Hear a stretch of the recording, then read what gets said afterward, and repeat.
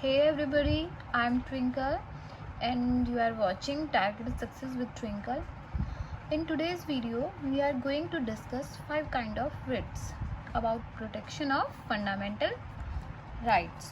Okay, mainly about Article 32 and Article 226. Okay, with the important cases laws. Okay, let's get start. First, understanding the meaning of writs.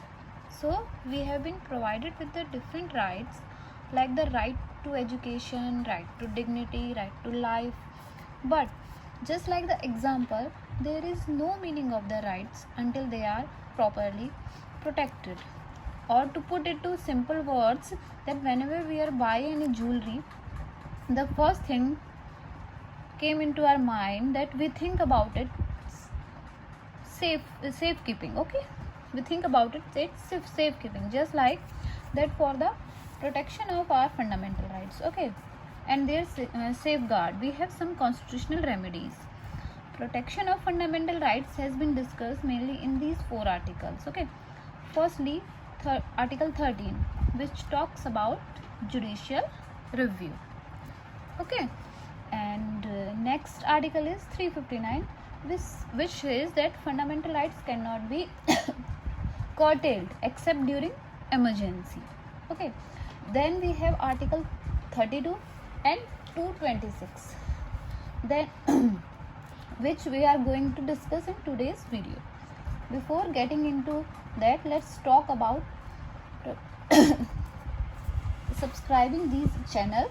Also, don't forget to click the bell icon, okay, so that you stay updated with all the news videos and the current affairs. Okay, now let's start our discussion. Part 3 of the Constitution talks about fundamental rights. Okay, everybody knows it extends from Article 12 to 35. This means that the Article 32, which is the topic of today's discussion, is in itself a fundamental right. Now Article 32 mainly talks about the 2 type of rights and powers. Firstly, it says that if an individual fundamental rights is being violated, then he can directly use Article 32 and approach the Supreme Court. I think you are getting what I am saying. Okay. On other hand, Article 32 empowers the Supreme Court to issue the 5 kind of writ for protection of the fundamental rights. Because of this feature of Article 32, the Supreme Court, known as the protector and guarantor of the fundamental rights. Okay, Dr. Bhim Rao Ambedkar has called as heart and the soul of Constitution. The power which are vested under the Article 32, exactly same power are also given under Article 226. Okay, by using Article 226, you can approach a High Court. Thus, these 2 articles gives you the power to approach the High Court for the country. Okay, in case your fundamental rights are violated. Also, in order to protect your rights, it is not a rule that you first approach the High Court, then only you can approach the Supreme Court. Although, when you directly approach to the Supreme Court, you will have to explain as to why you did not first approach the High Court. Got it?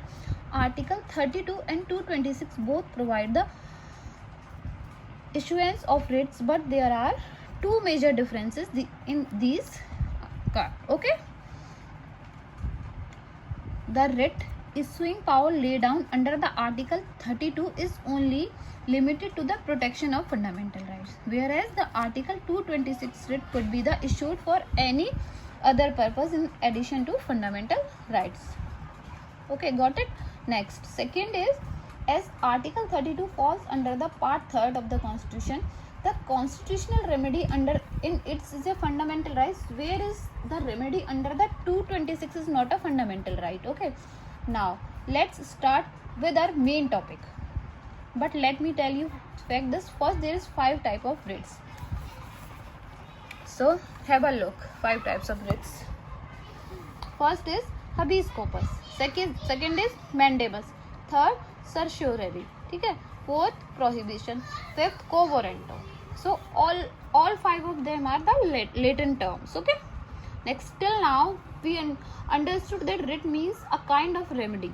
So writ have been classified under 5 heads. Okay, first is habeas corpus. It means have a body, to produce a body. This is the most powerful and the most used writ. Okay, C. If the state illegally detained a person, then such an individual by himself, although his relatives or friends, can use the habeas corpus for their release of that person. Okay, got it? Next, so whenever you use this writ, the SC or the SC ask the detaining authority that on what basis the person was detained. Okay, if the basis is found to be unreasonable, then the detention ends and he is to be released with immediate effect. Okay, you can use habeas corpus in the following 4 conditions. Let's talk about them.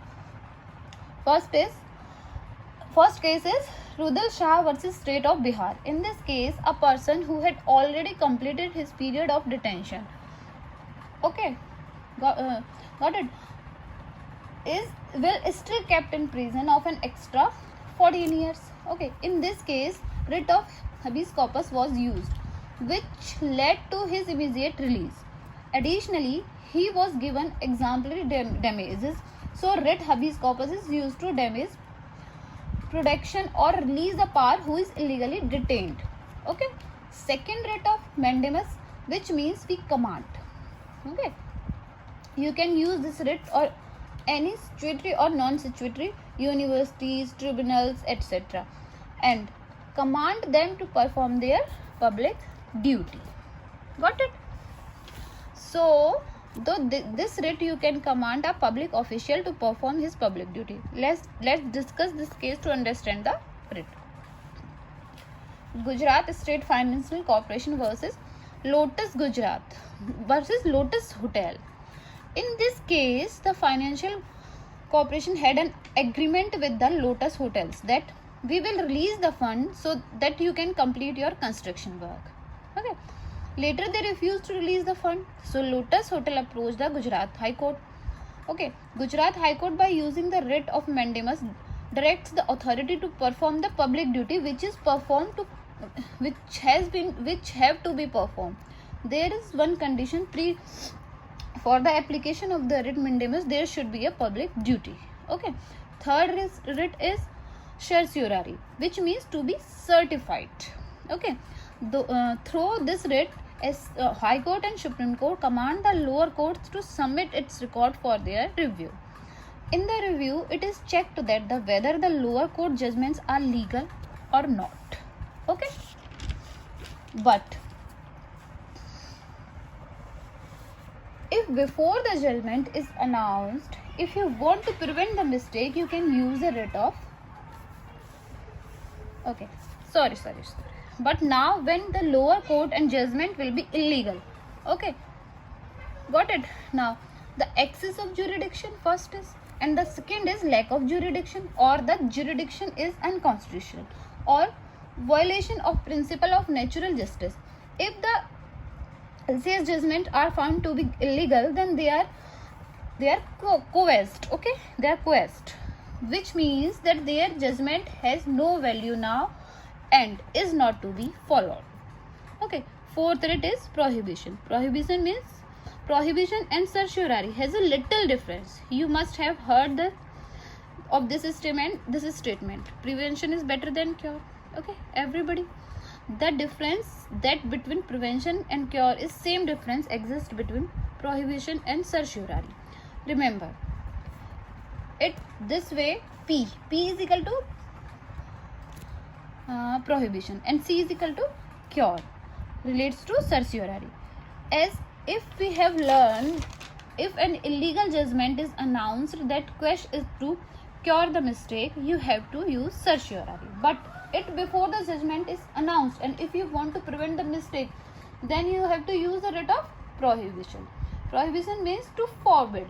So prohibition is used until the lower courts has pronounced the judgment, and if the LC has pronounced the illegal judgment, then you use certiorari. Okay, let's understand the fifth writ with the help of a simple example. Suppose that you are a college student, okay, suppose. Therefore, I am safely assuming that you must have cleared your college entrance eligibility, whether it's clearing that 12th board or getting minimum marks required or qualify entrance exam. You must have qualified in college entrance eligibility, etc. If it is found that you have not cleared the entrance eligibility, then you can be removed from the college. Exactly, this is the principle is followed in the writ of quo warranto, which means by what authority? By using the writ, court can question any public officer that by what authority have you assumed this public office. If the officer title is defective, then he has to vacate the office. Okay, got it. Next, we can so these these were 5 writs, okay, of which only quo warranto can filled by any means. Even a stranger can file the writ quo warranto. Okay, got it. Now, one more important thing is the writ are borrowed from the England law, where they are also known as the prerogative writs. Okay, this is the important point to be noted. Okay, I hope you like this video, and please subscribe my channel.